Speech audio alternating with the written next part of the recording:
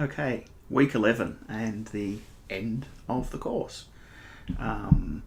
We had a bit of a downer last week. We looked at the fairly terrible situation that we're in relation to the way in which IP law gets misused and some of the consequences that this has had for us. This week we're going to look at where we go going forward, and we're going to look at the birth of open culture as something which is a positive development in this area. And we're also going to look at the way in which law facilitates the growth of open culture through the Creative Commons license.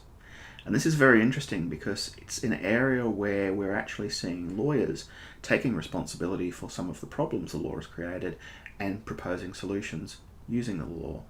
So rather than saying we need to get rid of the copyright law, what the Creative Commons folks are saying is what we need to do is generate better licenses. And this is a very interesting area because there's not a lot of case law on it, of course, and the area of licensing is something we don't really cover in depth because a license literally can be anything. You're pretty free under contract, apart from maybe some unfair contract terms or any of those normal restrictions that you will have already studied in terms of contract. You are free to license things in whatever way you like, under the premise that if someone buys it and they know about the license, they've read the terms and conditions, then they've agreed to that license.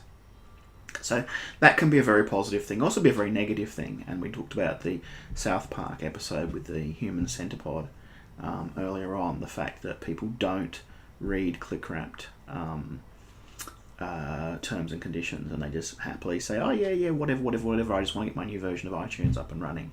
I'll agree to anything that's there. But this is the positive side, that you can actually license reuse rights in a way that does not involve just handing your work over to the public domain.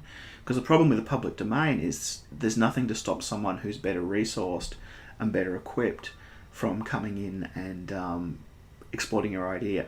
Once it goes in the public domain, Disney comes along and says, okay, we're going to make millions and millions of dollars out of it and create something. So the public domain of itself isn't a solution, although many open people think that we need to move back to a position where there is a stronger public domain and we don't keep chipping away at those public domain rights.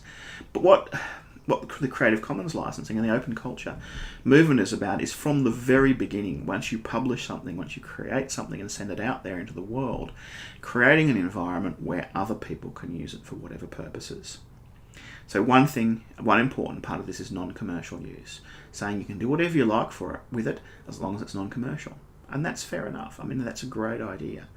The idea that someone can't sing a song in their own home without worrying about whether they need to license that song or not. I mean, that's a kind of a silly idea, but certainly there are people who, in the pro-copyright world, who with a straight face would say, well, no, we have to really seriously think about these licensing rights for people to perform works, even if they're not performing it to an audience. There are people that are that crazy out there, believe me.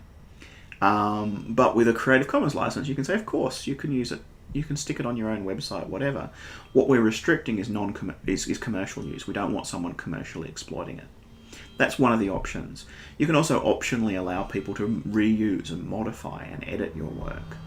And part of the success of Creative Commons has not only been being able to create these licenses, but the support that they've shared. So you can now search from Google or Flickr or most major image sources purely for materials that are available for reuse. So if people get funny, I mean, things like lecture slides, there's been a long tradition of academics just ripping stuff off from the internet wherever they find it, sticking on a lecture slide, which is not necessarily, such a big deal. I probably wouldn't call it commercial use myself, but it certainly isn't. People have this assumption that if it's on the internet, it's free, and it's certainly not true. But there's no excuse for it now because of these huge image banks of sources of material that you can search for that have Creative Commons licenses attached to them. So you're never ever put into a position where you say, oh, well, I had no choice, I had no other sources, I had to use that picture. Now, of course, if you're using that picture for the purposes of study, you're studying a piece of artwork, or you're studying something where you're actually examining that image, that's a different kettle of fish. But I'm talking about when people just stick a funny picture of a funny cat or something on a lecture slide. And anyway, Creative Commons provides a forum for people to do that. And again, I don't think that the whole regime of IP law exists just to stop lecturers ripping off Google searches for their slides. But I guess what I'm saying is Creative Commons has created a field for all those people who want to use things in a non-commercial way to actually have access to a whole lot of music, sound, movies, whatever that people share. The other thing that I think is really important about this week is talking about those changes to open culture. So the move to open science, open journals, open publishing.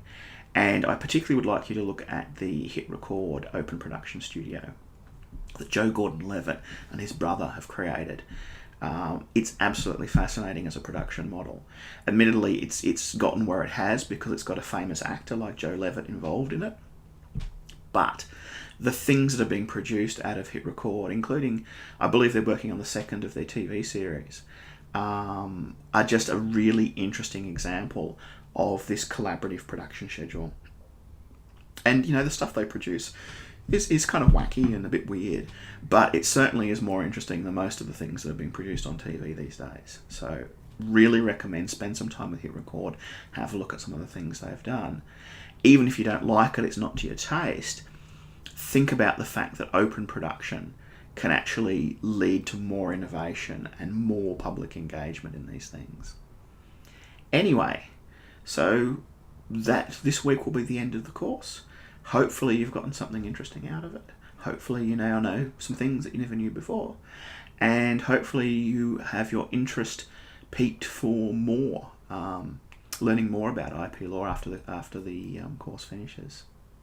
See you in the workshops.